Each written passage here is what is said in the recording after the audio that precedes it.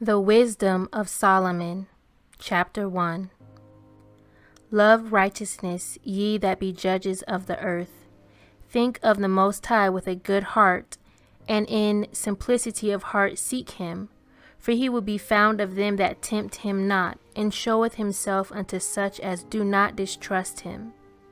For forward thoughts separate from the Most High, and his power, when it is tried, reproveth the unwise.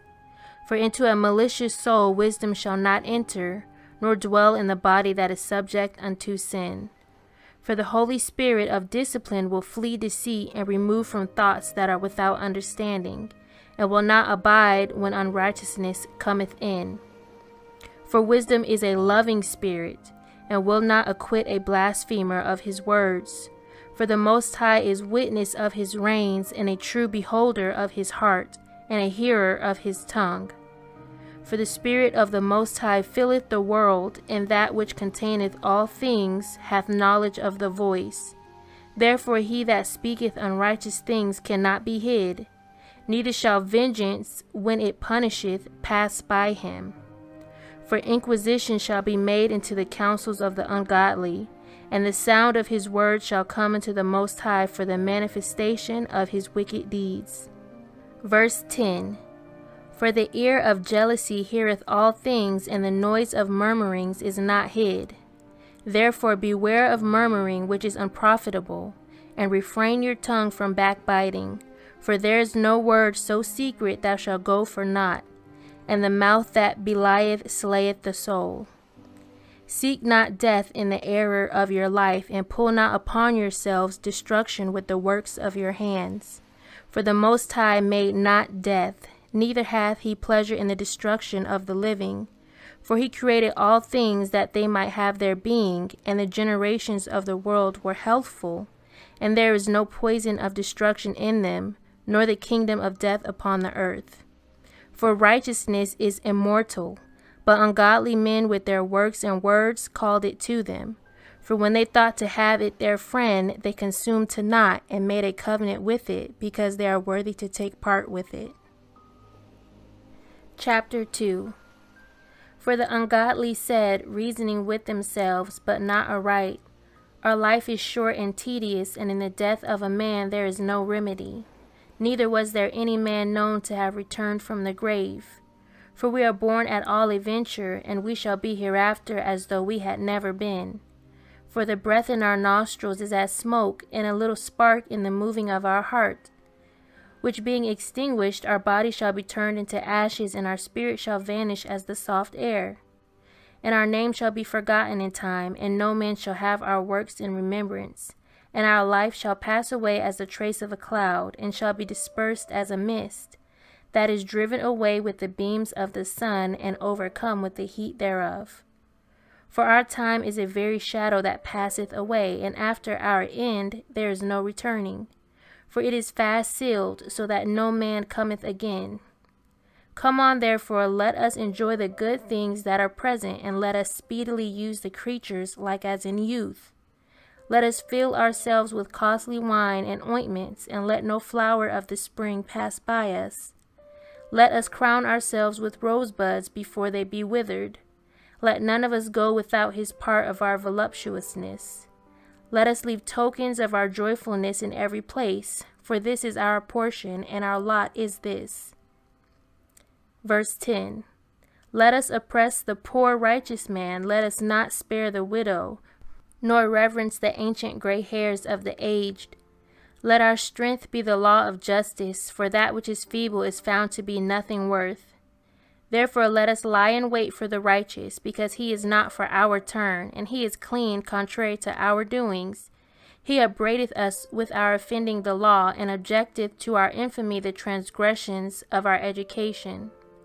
He professeth to have the knowledge of the Most High, and he calleth himself the child of the Most High.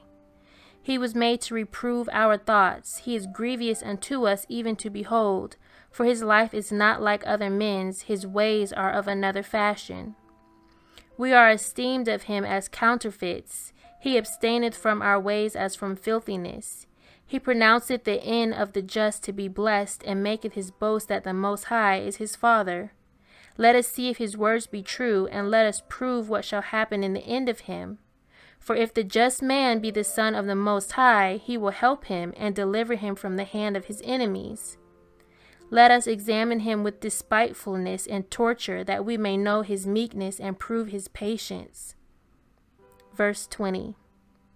Let us condemn him with a shameful death, for by his own saying he shall be respected.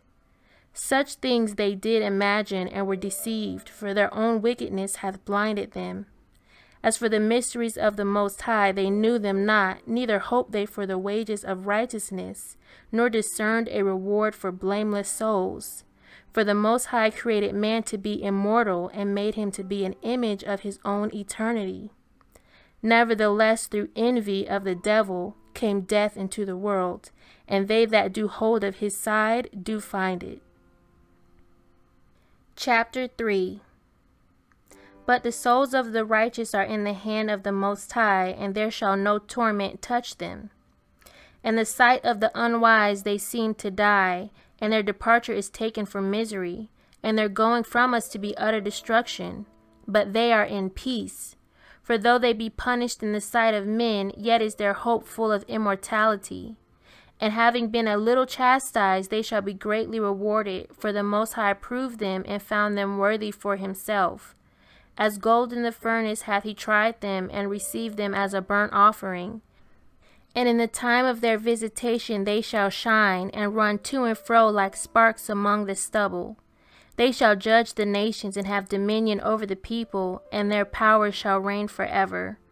They that put their trust in him shall understand the truth, and such as be faithful in love shall abide with him. For grace and mercy is to his saints, and he hath care for his elect. But the ungodly shall be punished according to their own imaginations, which have neglected the righteous, and forsaken the Most High. For whoso despiseth wisdom and nurture, he is miserable, and their hope is vain. Their labors unfruitful, and their works unprofitable. Their wives are foolish, and their children wicked. Their offspring is cursed, wherefore blessed is the barren that is undefiled, which hath not known the sinful bed. She shall have fruit in the visitation of souls. And blessed is the eunuch, which with his hands hath wrought no iniquity, for imagined wicked things against the Most High. For unto him shall be given the special gift of faith, and an inheritance in the temple of the Most High, more acceptable to his mind. For glorious is the fruit of good labors, and the root of wisdom shall never fall away. As for the children of adulterers, they shall not come to their perfection, and the seed of an unrighteous bed shall be rooted out. For though they live long, yet shall they be nothing regarded, and their last age shall be without honor. Or, if they die quickly, they have no hope, neither comfort in the day of trial, for horrible is the end of the unrighteous generation. Chapter 4. Better it is to have no children, and to have virtue, for the memorial thereof is immortal, because it is known with the Most High and with men. When it is present, men take example at it, and when it is gone, they desire it.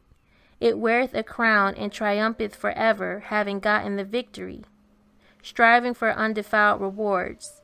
But the multiplying brood of the ungodly shall not thrive, nor take deep rooting from bastard slips, nor lay any fast foundation. For though they flourish in branches for a time, yet standing not fast, they shall be shaken with the wind, and through the force of winds they shall be rooted out. The imperfect branches shall be broken off, their fruit unprofitable, nor ripe to eat, yea, meat for nothing.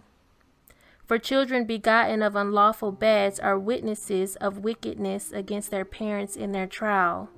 But though the righteous be prevented with death, yet shall he be in rest. For honorable age is not that which standeth in length of time, nor that is measured by number of years. But wisdom is the gray hair unto men, and an unspotted life is old age. Verse 10. He pleased the Most High, and was beloved of him, so that living among sinners he was translated. Yea, speedily was he taken away, lest that wickedness should alter his understanding, or deceit beguile his soul. For the bewitching of naughtiness doth obscure things that are honest, and the wandering of Concupiscence doth undermine the simple mind.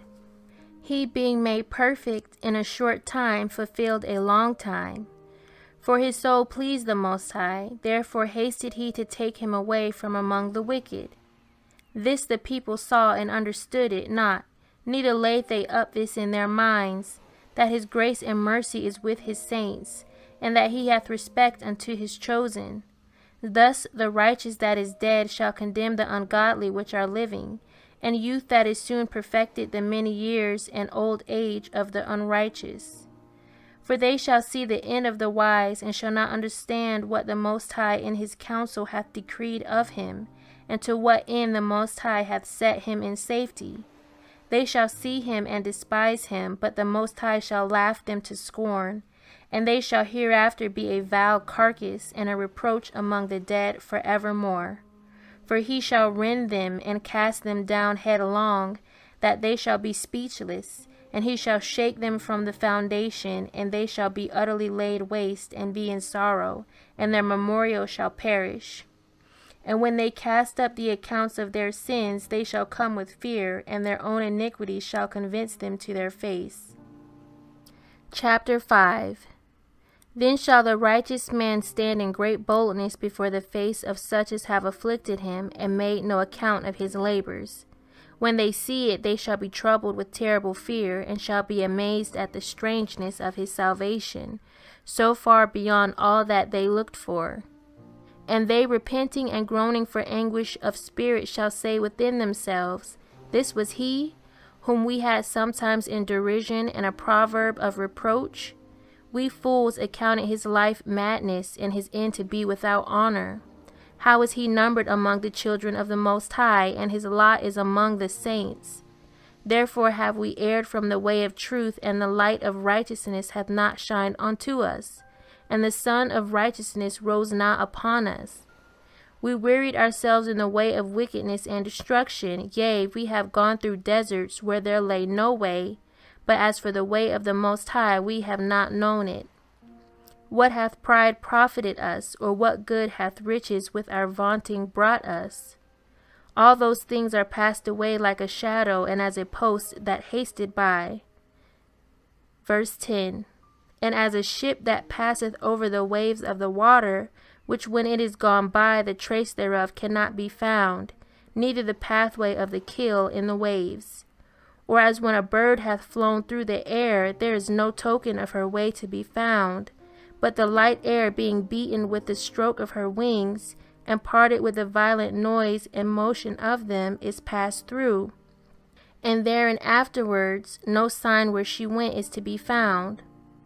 Or like as when an arrow is shot at a mark, it parteth the air, which immediately cometh together again, so that a man cannot know where it went through. Even so we in like manner, as soon as we were born, began to draw to our end, and had no sign of virtue to show, but were consumed in our own wickedness.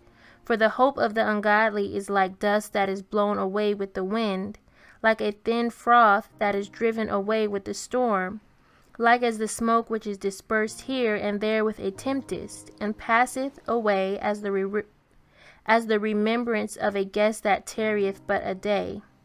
But the righteous live for evermore, their reward also is with the Most High, and the care of them is with the Most High. Therefore shall they receive a glorious kingdom and a beautiful crown from the Most High's hand. For with his right hand shall he cover them, and with his arm shall he protect them. He shall take to him his jealousy for complete armor, and make the creature his weapon for the revenge of his enemies. He shall put on righteousness as a breastplate, and true judgment instead of an helmet. He shall take holiness for an invincible shield. His severe wrath shall he sharpen for a sword, and the word shall fight with him against the unwise.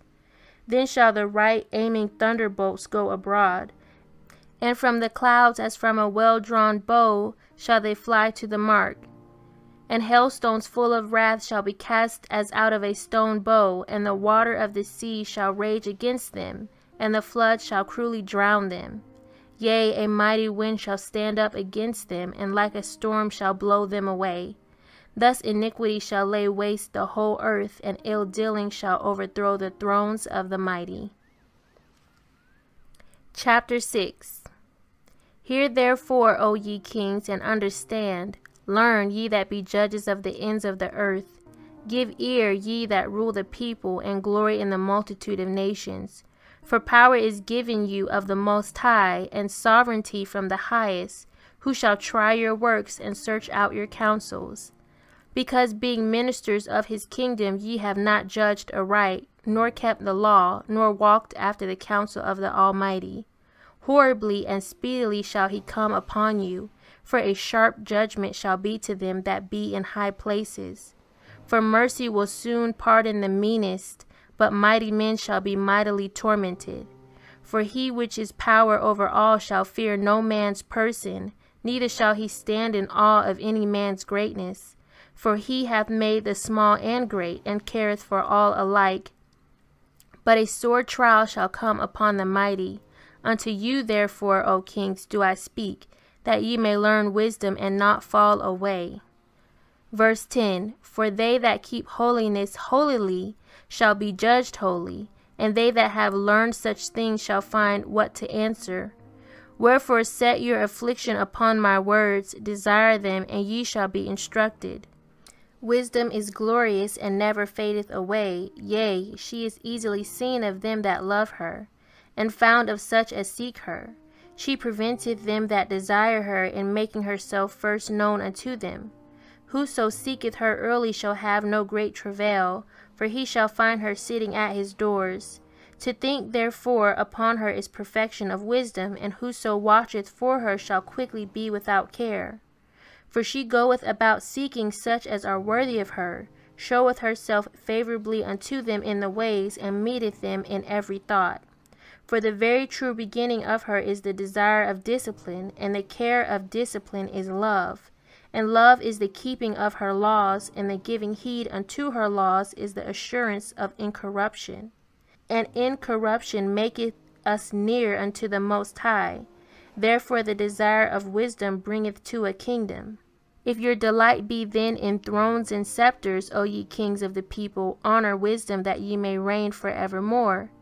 As for wisdom, what she is and how she came up I will tell you, and will not hide mysteries from you, but will seek her out from the beginning of her nativity, and bring the knowledge of her into light, and will not pass over the truth. Neither will I go with consuming envy, for such a man shall have no fellowship with wisdom. But the multitude of the wise is the welfare of the world, and a wise king is the upholding of the people. Receive therefore instruction through my words, and it shall do you good. Chapter 7.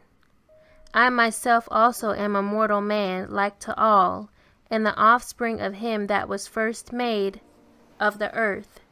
And in my mother's womb was fashioned to be flesh in the time of 10 months, being compacted in blood, of the seed of man, and the pleasure that came with sleep. And when I was born, I drew in the common air, and fell upon the earth, which is of like nature, and the first voice which I uttered was crying, as all others do. I was nursed in swaddling clothes, and that with cares. For there is no king that had any other beginning of birth. For all men have one interest into life, and the like going out. Wherefore I prayed, and understanding was given me. I called upon the Most High, and the spirit of wisdom came to me. I preferred her before scepters and thrones, and esteemed riches nothing in comparison of her. Neither compared I unto her any precious stone, because all gold in respect of her is as a little sand, and silver should be counted as clay before her. Verse 10. I loved her above all health and beauty, and chose to have her instead of light, for the light that cometh from her never goeth out. All good things together came to me with her, and innumerable riches in her hands.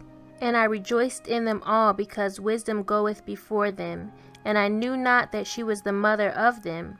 I learned diligently, and do communicate her liberally. I do not hide her riches, for she is a treasure unto men that never faileth, which they that use become the friends of the Most High, being commended for the gifts that come from learning. The Most High hath granted me to speak as I would, and to conceive as is meet for the things that are given to me, because it is he that leadeth unto wisdom and directeth the wise. For in his hand are both we and our words, all wisdom also, and knowledge of workmanship. For he hath given me certain knowledge of things that are, namely to know how the world was made, and the operation of the elements, the beginning, ending, and midst of the times, the alterations of the turning of the sun, and the change of seasons, the circuits of years, and the positions of stars. Verse 20. The natures of living creatures, and the furies of wild beasts, the violence of winds, and the reasonings of men, the diversities of plants, and the virtues of roots, and all such things as are either secret or manifest, them I know. For wisdom, which is the worker of all things, taught me. For in her is an understanding spirit, holy, one holy, manifold, subtle, lively, clear, undefiled, plain, not subject to hurt, loving the thing that is good, quick, which cannot be letted, ready to do good, kind to man, steadfast, sure, free from care, having all power, overseeing all things, and going through all understanding, pure and most subtle spirits. For wisdom is more moving than any motion. She passeth and goeth through all things by reason of her pureness. For she is the breath of the power of the Most High, and a pure influence flowing from the glory of the Almighty. Therefore can no defiled thing fall into her. For she is the brightness of the everlasting light, the unspotted mirror of the power of the Most High, and the image of his goodness. And being but one, she can do all things, and remaining in herself, she maketh all things new, and in all ages entering into holy souls. She maketh them friends of the Most High, and prophets. For the Most High loveth none but him that dwelleth with wisdom. For she is more beautiful than the sun, and above all the order of stars. Being compared with the light, she is found before it. For after this cometh night, but vice shall not prevail against wisdom. Chapter 8. Wisdom reacheth from one end to another mightily, and sweetly doth she order all things. I loved her and sought her out from my youth. I desired to make her my spouse, and I was a lover of her beauty. In that she is conversant with the Most High, she magnifieth her nobility. Yea, the power of all things himself loved her. For she is privy to the mysteries of the knowledge of the Almighty, and a lover of his works. If riches be a possession to be desired in this life, what is richer than wisdom that worketh all things? And if prudence work, who of all that is a more cunning workman than she? And if a man love righteousness, her labors are virtues. For she teacheth temperance and prudence, justice and fortitude, which are such things as men can have nothing more profitable in their life. If a man desire much experience, she knoweth things of old, and conjectureth aright what is to come. She knoweth the subtleties of speeches, and can expound dark sentences. She foreseeth signs and wonders, and the events of seasons and times. Therefore I purpose to take her to me to live with me, knowing that she would be a counselor of good things, and a comfort in cares and grief. Verse 10. For her sake I shall have estimation among the multitude, and honor with the elders, though I be young. I shall be found of a quick conceit in judgment, and shall be admired in the sight of great men. When I hold my tongue, they shall bide my leisure, and when I speak, they shall give good ear unto me. If I talk much, they shall lay their hands upon their mouth. Moreover, by the means of her I shall obtain immortality, and leave behind me an everlasting memorial to them that come after me. I shall set the people in order, and the nations shall be subject unto me. Horrible tyrants shall be afraid when they do but hear of me. I shall be found good among the multitude, and valiant in war. After I am come into mine house, I will repose myself with her, for her conversation hath no bitterness, and to live with her hath no sorrow, but myrrh and joy.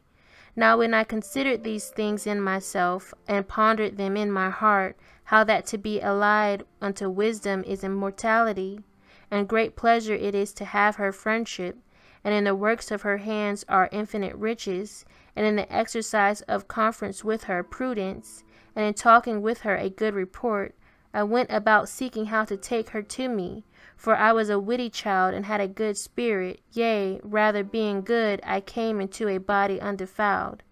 Nevertheless, when I perceived that I could not otherwise obtain her, except the Most High gave her me, and that was a point of wisdom also to know whose gift she was, I prayed unto the Most High, and besought him, and with my whole heart I said.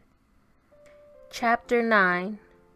O power of my fathers and master of mercy, who hast made all things with thy word, and ordained man through thy wisdom, that he should have dominion over the creatures which you have made, and order the world according to equity and righteousness, and execute judgment with an upright heart.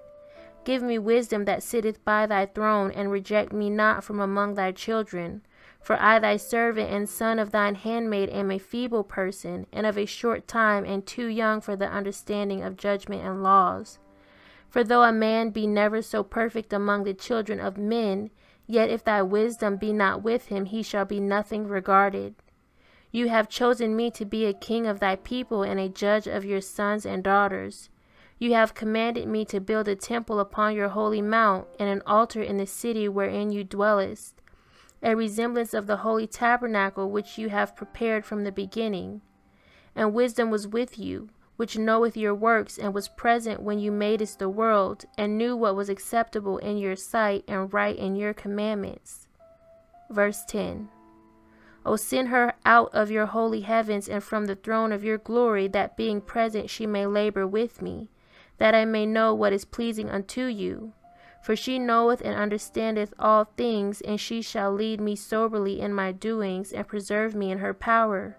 So shall my works be acceptable, and then shall I judge the people righteously, and be worthy to sit in my Father's seat. For what man is he that can know the counsel of the Most High, or who can think what the will of the Most High is? For the thoughts of mortal men are miserable, and our devices are but uncertain. For the corruptible body presseth down the soul, and the earthy tabernacle weigheth down the mind that museth upon many things.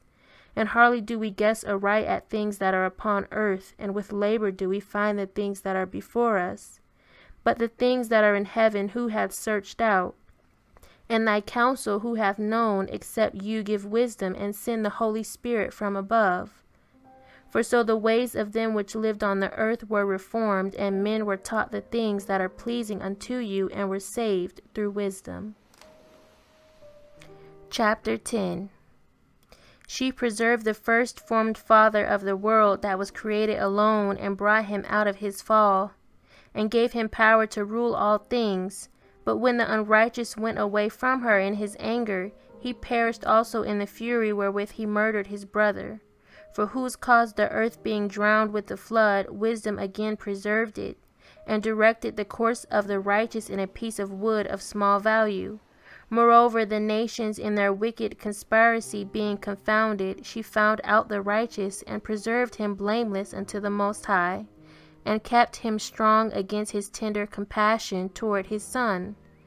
When the ungodly perished, she delivered the righteous man, who fled from the fire which fell down upon the 5 cities, of whose wickedness even to this day the wasteland that smoketh is a testimony, and plants bearing fruit that never come to ripeness, and a standing pillar of salt is a monument of an unbelieving soul. For regarding not wisdom, they gat not only this hurt, that they know not the things which were good, but also left behind them to the world a memorial of their foolishness, so that in the things wherein they offended they could not so much as be hid. But wisdom delivered from pain those that attended upon her. Verse 10. When the righteous fled from his brother's wrath, she guided him in right paths, showed him the kingdom of the Most High, and gave him knowledge of holy things, made him rich in his travails, and multiplied the fruit of his labors. In the covetousness of such as oppressed him, she stood by him and made him rich. She defended him from his enemies, and kept him safe from those that lay in wait. And in a sore conflict she gave him the victory, that he might know the godliness is stronger than all. When the righteous was sold, she forsook him not, but delivered him from sin. She went down with him into the pit, and left him not in bonds, till she brought him the scepter of the kingdom, and power against those that oppressed him. As for them that had accused him, she showed them to be liars, and gave him perpetual glory. She delivered the righteous people and blameless seed from the nation that oppressed them. She entered into the soul of the servant of the Most High, and withstood dreadful kings in wonders and signs. Rendered to the righteous a reward of their labors, guided them in a marvelous way, and was unto them for a cover by day, and a light of stars in the night season. Brought them through the Red Sea, and led them through much water. But she drowned their enemies, and cast them up out of the bottom of the deep. Therefore the righteous spoiled the ungodly, and praised thy holy name, O Most High, and magnified with one accord thine hand that fought for them. For wisdom opened the mouth of the dumb, and made the tongues of them that cannot speak eloquent. Chapter 11. She prospered their works in the hand of the holy prophet. They went through the wilderness that was not inhabited, and pitched tents in places where there lay no way. They stood against their enemies, and were avenged of their adversaries.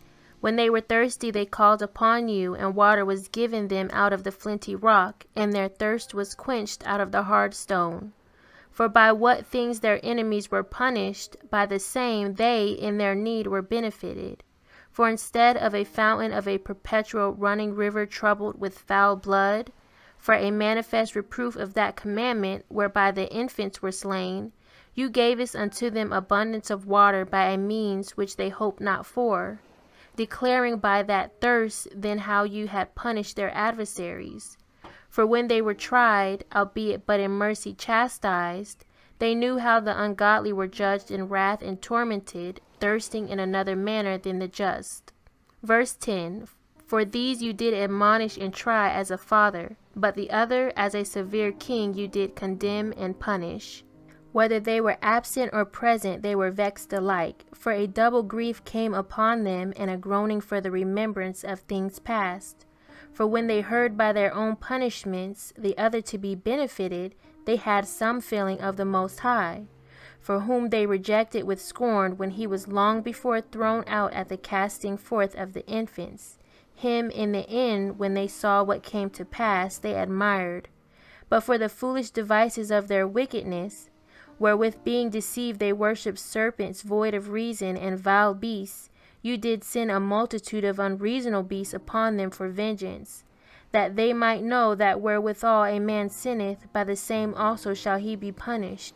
For the almighty hand that made the world of matter without form wanted not means to send among them a multitude of bears or fierce lions, or unknown wild beasts, full of rage, newly created, breathing out either a fiery vapor or filthy scents of scattered smoke, or shooting horrible sparkles out of their eyes, whereof not only the harm might dispatch them at once, but also the terrible sight utterly destroy them.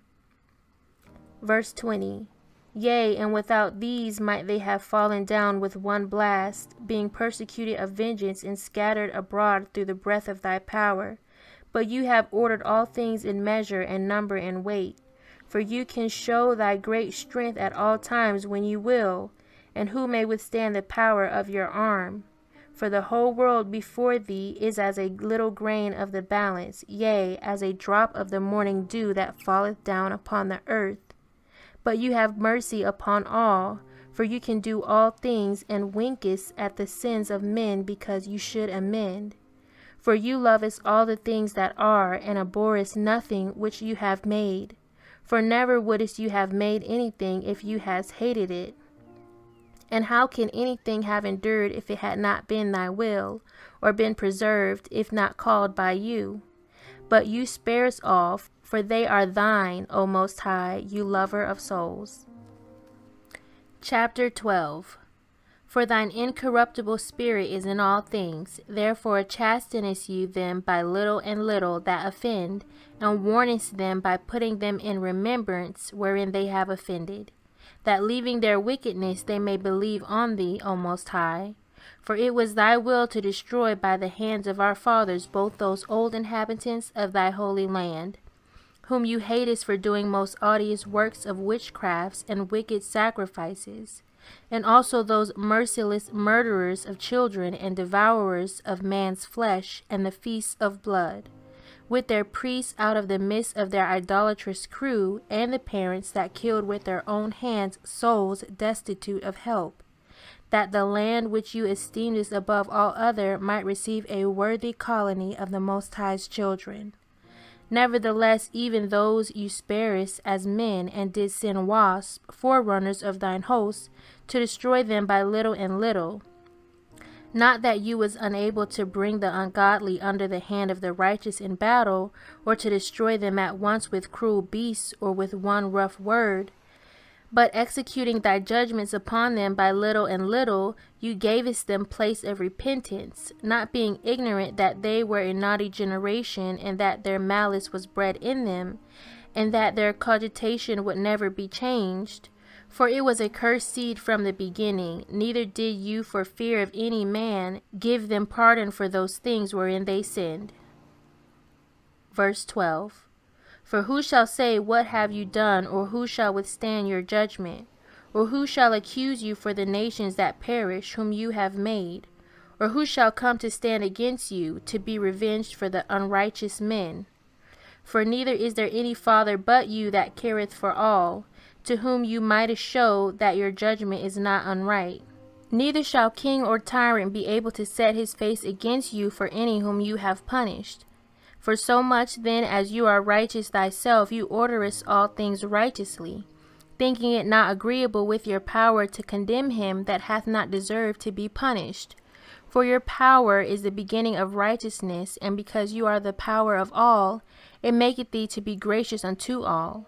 For when men will not believe that you are of a full power, you show us your strength, and among them that know it, you makest their boldness manifest. But you, mastering your power, judgest with equity, and orderest us with great favor. For you mayest use your power when you will. But by such works hast you taught thy people that the just man should be merciful, and hast made thy children to be of a good hope, that you givest repentance for sins. Verse 20. For if you did punish the enemies of your children and the condemned to death with such deliberation, giving them time and place whereby they might be delivered from their malice, with how great circumspection did you judge your own sons, unto whose fathers you have sworn and made covenants of good promises. Therefore, whereas you dost chasten us, you scourge us our enemies 1,000 times more, to the intent that when we judge, we should carefully think of the goodness, and when we ourselves are judged, we should look for mercy. Wherefore, whereas men have lived dissolutely and unrighteously, you have tormented them with their own abominations. For they went astray very far in the ways of error, and held them for gods, which even among the beasts of their enemies were despised, being deceived as children of no understanding. Therefore unto them, as to children without the use of reckon, you did send a judgment to mock them. But they that would not be reformed by that correction wherein he dallied with them shall feel a judgment worthy of the Most High. For look, for what things they grudged when they were punished, that is, for them whom they thought to be gods.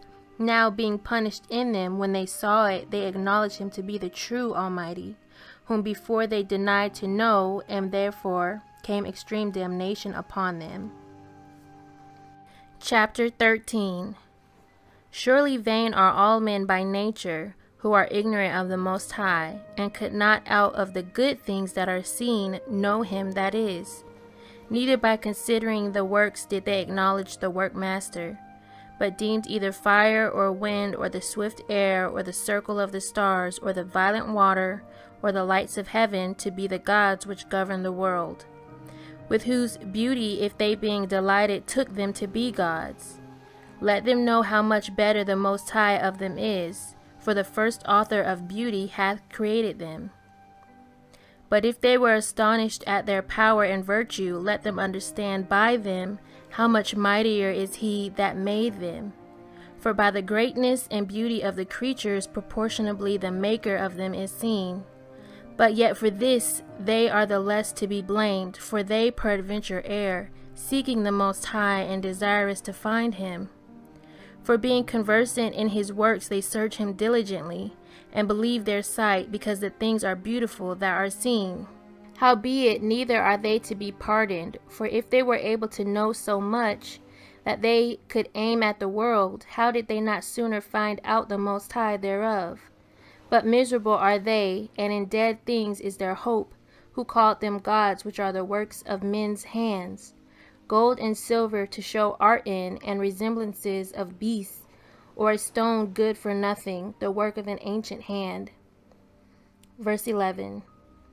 Now a carpenter that felleth timber, after he hath sawn down a tree meet for the purpose, and taken off all the bark skillfully round about, and hath wrought it handsomely, and made a vessel thereof fit for the service of man's life, and after spending the refuse of his work to dress his meat, hath filled himself, and taking the very refuse among those which serve to no use, being a crooked piece of wood and full of knots, hath carved it diligently, when he had nothing else to do, and formed it by the skill of his understanding, and fashioned it to the image of a man, or made it like some vile beast, laying it over with vermilion, and with paint coloring it red, and covering every spot therein. And when he had made a convenient room for it, set it in a wall, and made it fast with iron, for he provided for it that it might not fall, knowing that it was unable to help itself, for it is an image, and hath need of help. Then maketh he prayer for his goods, for his wife and children, and is not ashamed to speak to that which hath no life. For health he calleth upon that which is weak, for life he prayeth to that which is dead, for aid humbly beseecheth that which hath least means to help, and for a good journey he asketh. For health he calleth upon that which is weak, for life prayeth to that which is dead, for aid humbly beseecheth that which hath least means to help, and for a good journey he asketh of that which cannot set a foot forward, and for gaining and getting, and for good success of his hands, asketh ability to do of him, that is most unable to do anything. Chapter 14. Again, one preparing himself to sail, and about to pass through the raging waves, calleth upon a piece of wood more rotten than the vessel that carrieth him. For verily desire of gain devised that, and the workman built it by his skill. But thy providence, O Father, governeth it, for you hast made a way in the sea, and a safe path in the waves, showing that you can save from all danger, yea, though a man went to sea without art. Nevertheless, you wouldest not that the works of thy wisdom should be idle, and therefore do men commit their lives to a small piece of wood, and passing through rough sea in a weak vessel are saved. For in the old time also, when the proud giants perished, the hope of the world governed by the hand escaped in a weak vessel, and left to all ages a seed of generation. For blessed is the wood whereby righteousness cometh, but that which is made with hands is cursed, as well it as he that made it. He because he made it, and it because being corruptible it was called God. For the ungodly and his ungodliness are both alike hateful unto the Most High. For that which is made shall be punished together with him that made it. Verse 11. Therefore even upon the idols of the Gentiles shall there be a visitation, because in the creature of the Most High they are become an abomination and stumbling blocks to the souls of men, and a snare to the feet of the unwise. For the devising of idols was the beginning of spiritual fornication, and the invention of them the corruption of life. For neither were they from the beginning, neither shall they be forever. For by the vainglory of men they entered into the world, and therefore shall they come shortly to an end. For a father afflicted with untimely mourning, when he hath made an image of his child soon taken away, now honored him as a god, which was then a dead man, and delivered to those that were under him ceremonies and sacrifices. Thus in process of time an ungodly custom grown strong was kept as a law, and graven images were worshipped by the commandments of kings, whom men could not honor in presence because they dwelt afar off. They took the counterfeit of his visage from far, and made an express image of a king whom they honored, to the end that by this their forwardness they might flatter him that was absent as if he were present. Also the singular diligence of the artificer did help to set forward the ignorant to more superstition. For he, peradventure willing to please one in authority, forced all his skill to make the resemblance of his best fashion. Verse 20. And so the multitude, allured by the grace of the work, took him now for a god, which a little before was but honored as a man. And this was an occasion to deceive the world, for men, serving either calamity or tyranny, did ascribe unto stones and stocks the incommunicable name. Moreover, this was not enough for them, that they erred in the knowledge of the Most High. But whereas they lived in the great war of ignorance, those so great plagues called they peace. For while they slew their children in sacrifices, or used secret ceremonies, or made revelings of strange rites, they kept neither lives nor marriages any longer undefiled. But either one slew another traitorously, or grieved him by adultery. So that there reigned in all men without exception blood, manslaughter, theft, and dissimulation, corruption, unfaithfulness, tumults, perjury, disquieting of good men, forgetfulness of good turns, defiling of souls, changing of kind, disorder in marriages, adultery, and shameless uncleanness. For the worshipping of idols not to be named is the beginning, the cause, and the end of all evil. For either they are mad when they be merry, or prophesy lies, or live unjustly, or else lightly forswear themselves. For insomuch as their trust is in idols, which have no life, though they swear falsely, yet they look not to be hurt. Howbeit for both causes shall they be justly punished, both because they thought not well of the Most High, giving heed unto idols, and also unjustly swore in deceit, despising holiness. For it is not the power of them by whom they swear, but it is the just vengeance of sinners that punisheth always the offense of the ungodly. Chapter 15. But you, O Most High, are gracious and true, long-suffering and in mercy ordering all things. For if we sin, we are yours, knowing your power, but we will not sin, knowing that we are counted yours. For to know you is perfect righteousness, yes, to know your power is the root of immortality. For neither did the mischievous intention of men deceive us, nor an image spotted with diverse colors, the painter's fruitless labor. The sight whereof enticeth fools to lust after it, and so they desire the form of a dead image that hath no breath. Both they that make them, they that desire them, and they that worship them are lovers of evil things, and are worthy to have such things to trust upon. For the potter, tempering soft earth, fashioneth every vessel with much labor for our service. Yes, of the same clay he maketh both the vessels that serve for clean uses, and likewise also all such as serve to the contrary. But what is the use of either sort, the potter himself is the judge.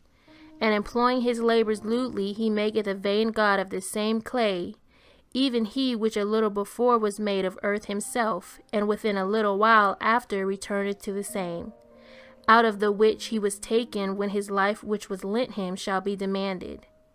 Notwithstanding his care is, not that he shall have much labor, nor that his life in short, but striveth to excel goldsmiths and silversmiths, and endeavoureth to do like the workers in brass, and counteth it his glory to make counterfeit things.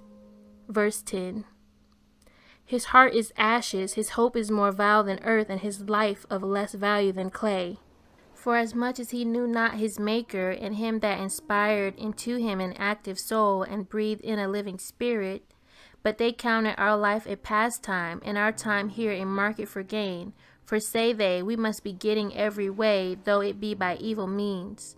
For this man that of earthly matter maketh brittle vessels and graven images, knoweth himself to offend above all others. And all the enemies of thy people that hold them in subjection are most foolish, and are more miserable than very babes. For they counted all the idols of the heathen to be gods, which neither have the use of eyes to see, nor noses to draw breath, nor ears to hear, nor fingers of hands to handle, and as for their feet, they are slow to go. For man made them, and he that borrowed his own spirit fashioned them. But no man can make a god like unto himself, for being mortal he worketh a dead thing with wicked hands. For he himself is better than the things which he worshippeth, whereas he lived once, but they never. Yea, they worship those beasts also that are most hateful, for being compared together some are worse than others. Neither are they beautiful, so much as to be desired in respect of beasts, but they went without the praise of the Most High and his blessing. Chapter 16.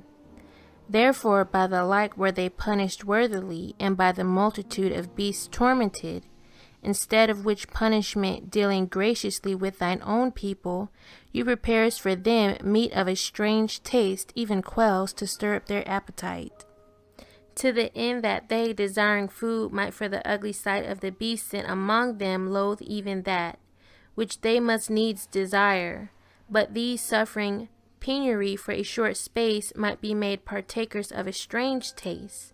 For it was requisite that upon them exercising tyranny should come penury, which they could not avoid. But to these it should only be showed how their enemies were tormented. For when the horrible fierceness of beasts came upon these, and they perished with the stings of crooked serpents, thy wrath endured not forever. But they were troubled for a small season, that they might be admonished, having a sign of salvation, to put them in remembrance of the commandment of thy law. For he that turned himself toward it was not saved by the thing that he saw, but by you, that are the Savior of all. And in this you madest thine enemies confess that it is you who deliverest from all evil. For them the bitings of grasshoppers and flies killed, neither was there found any remedy for their life, for they were worthy to be punished by such. Verse 10. But your sons not the very teeth of venomous dragons overcame, for your mercy was ever by them and healed them. For they were pricked that they should remember thy words, and were quickly saved, that not falling into deep forgetfulness, they might be continually mindful of thy goodness. For it was neither herb nor mollifying plaister that restored them to health, but your word, O Most High, which healeth all things. For you hast power of life and death. You leadest to the gates of hell, and bringest up again.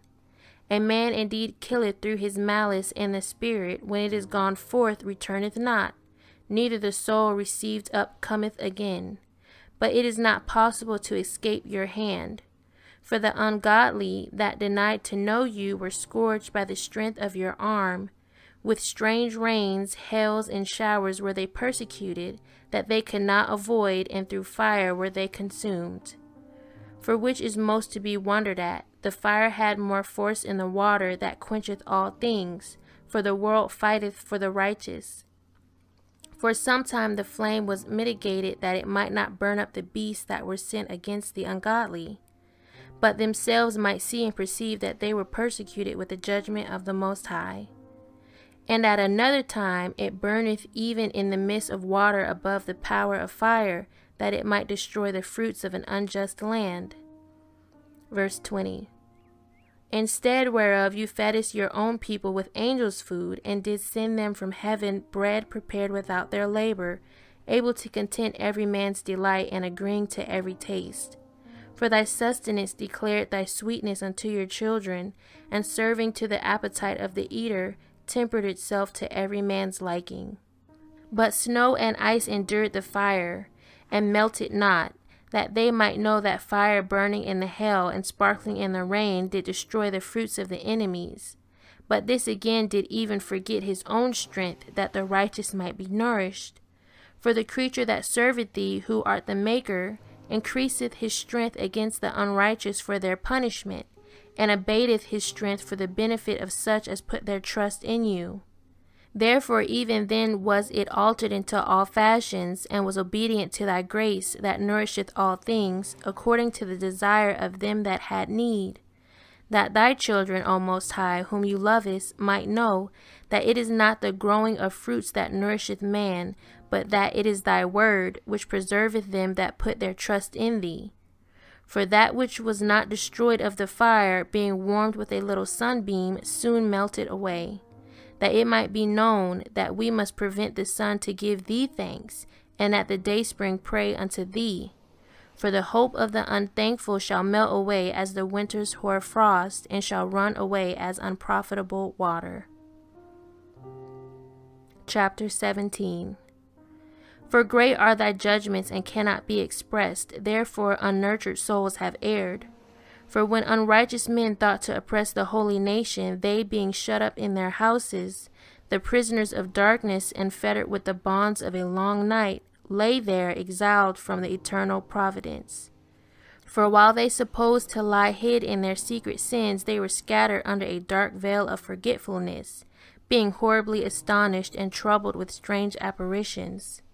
For neither might the corner that held them keep them from fear, but noises as of waters falling down sounded about them, and sad visions appeared unto them with heavy countenances. No power of the fire might give them light, neither could the bright flames of the stars endure to lighten that horrible night. Only there appeared unto them a fire kindled of itself very dreadful. For being much terrified, they thought the things which they saw to be worse than the sight they saw not. As for the illusions of art magic, they were put down, and their vaunting in wisdom was reproved with disgrace. For they that promised to drive away terrors and troubles from a sick soul were sick themselves of fear, worthy to be laughed at. For though no terrible thing did fear them, yet being scared with beasts that passed by, and hissing of serpents. Verse 10. They did for fear, denying that they saw the air, which could of no side be avoided. For wickedness, condemned by her own witness, is very timorous, and being pressed with conscience, always forecasteth grievous things. For fear is nothing else but a betraying of the succours which reason offereth. And the expectation from within, being less, counteth the ignorance more than the cause which bringeth the torment. But they, sleeping the same sleep that night, which was indeed intolerable, and which came upon them out of the bottom of inevitable hell, were partly vexed with monstrous apparitions, and partly fainted, their heart failing them. For a sudden fear, and not looked for, came upon them. So then whosoever there fell down was straitly kept, shut up in a prison without iron bars. For whether he were husbandman or shepherd, or a laborer in the field, he was overtaken, and endured that necessity which could not be avoided. For they were all bound with one chain of darkness. Whether it were a whistling wind, or a melodious noise of birds among the spreading branches, or a pleasing fall of water running violently, or a terrible sound of stones cast down, or a running that could not be seen of skipping beasts, or a roaring voice of most savage wild beasts, or a rebounding echo from the hollow mountains, these things made them to swoon for fear. Verse 20. For the whole world shined with clear light, and none were hindered in their labor. Over them only was spread an heavy night, an image of that darkness which should afterwards receive them, but yet were they unto themselves more grievous than the darkness. Chapter 18. Nevertheless thy saints had a very great light, whose voice they hearing, and not seeing their shape, because they also had not suffered the same things, they counted them happy. But for that they did not hurt them now, of whom they had been wronged before, they thanked them, and besought them pardon for that they had been enemies.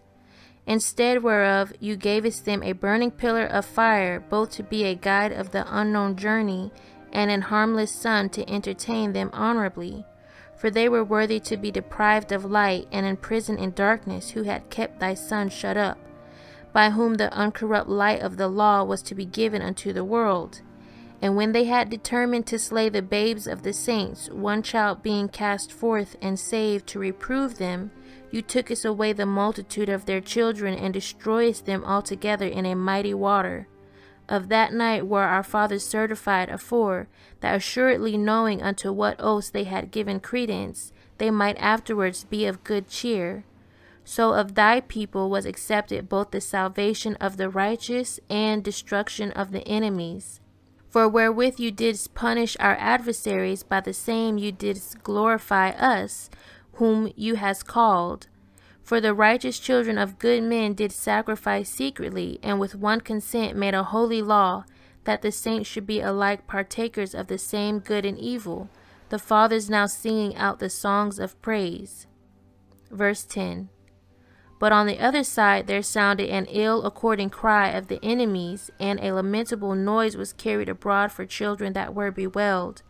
The master and the servant were punished after one manner, and like as the king, so suffered the common person.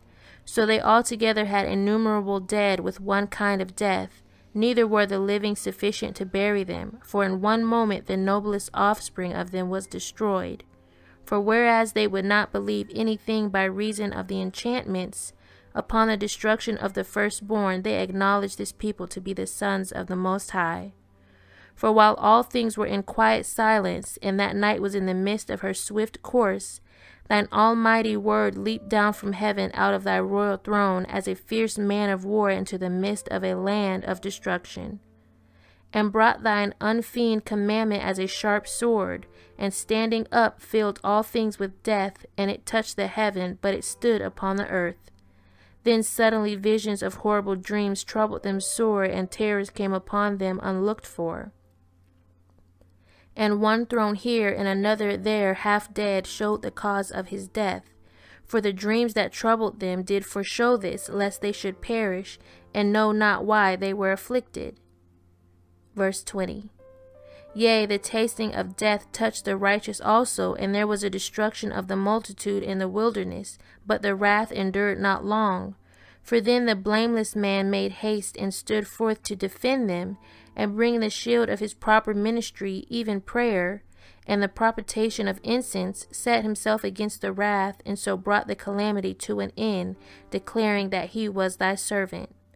So he overcame the destroyer, not with strength of body, nor force of arms, but with a word subdued he him that punished, alleging the oaths and covenants made with the fathers.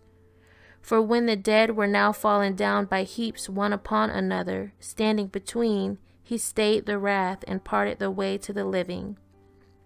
For in the long garment was the whole world, and in the 4 rows of the stones was the glory of the fathers graven, and thy majesty upon the diadem of his head. Unto these the destroyer gave place, and was afraid of them, for it was enough that they only tasted of the wrath. Chapter 19. As for the ungodly, wrath came upon them without mercy unto the end, for he knew before what they would do. How that having given them leave to depart, and sent them hastily away, they would repent and pursue them. For whilst they were yet mourning and making lamentation at the graves of the dead, they added another foolish device, and pursued them as fugitives, whom they had entreated to be gone. For the destiny whereof they were worthy drew them unto this end, and made them forget the things that had already happened, that they might fulfill the punishment which was wanting to their torments. And that thy people might pass a wonderful way, but they might find a strange death. For the whole creature in his proper kind was fashioned again anew, serving the peculiar commandments that were given unto them, that thy children might be kept without hurt. As namely, a cloud shadowing the camp, and where water stood before, dry land appeared, and out of the Red Sea a way without impediment, and out of the violent stream a green field, wherethrough all the people went that were defended with thy hand, seeing thy marvelous strange wonders. For they went at large like horses, and leaped like lambs, praising thee, O Most High, who hast delivered them. Verse 10.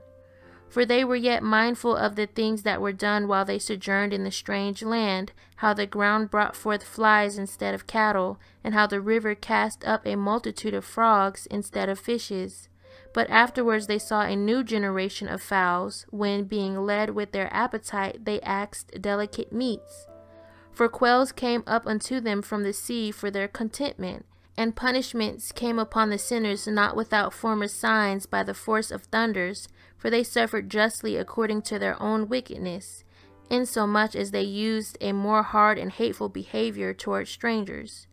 For the Sodomites did not receive those whom they knew not when they came, but these brought friends into bondage that had well deserved of them. And not only so, but peradventure some respect shall be had of those, because they used strangers not friendly. But these very grievous afflicted them whom they had received with feastings, and were already made partakers of the same laws with them. Therefore even with blindness were these stricken, as those were at the doors of the righteous man, when being compassed about with horrible great darkness, everyone sought the passage of his own doors. For the elements were changed in themselves by a kind of harmony, like as in a psaltery notes change the name of the tune, and yet are always sounds, which may well be perceived by the sight of the things that have been done. For earthly things were turned into watery, and the things that before swam in the water now went upon the ground. Verse 20. The fire had power in the water, forgetting his own virtue, and the water forgot his own quenching nature.